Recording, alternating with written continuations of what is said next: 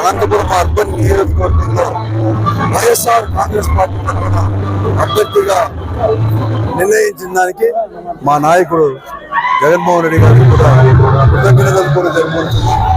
ఇప్పటికే జగన్మోహన్ రెడ్డి నాయకత్వంలో ఉండే ప్రభుత్వం కానీ మేము కూడా ప్రజాప్రతినిధులకు కూడా ఆ రోజు 2019లో ఏదైతే హామీలు చెప్పామో ఆ ఎన్నికల మేనిఫెస్టో అంతా కూడా అమలు పరిచాం.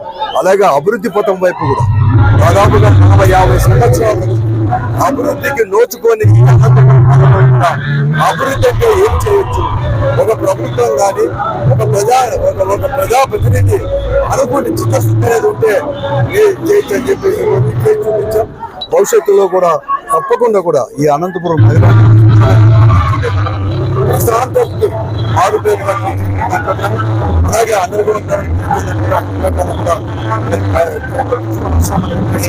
మరొక వారు కూడా అవకాశం ప్రజలందరూ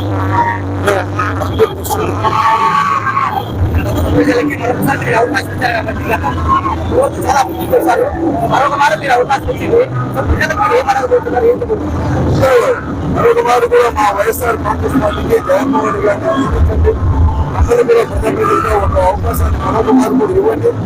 అప్పుడు చంద్రబాబు మిగిలిపోయిన పనులు అన్ని కూడా రోడ్డు కావచ్చు, డ్రింక్స్ కావచ్చు, ఇవే కాకుండా ఒక అనుకూలం తీర్చిదిద్దడానికి నేను అందరూ సహకారం అవకాశం ఇస్తే అవన్నీ కూడా తీర్చిదిస్తాను.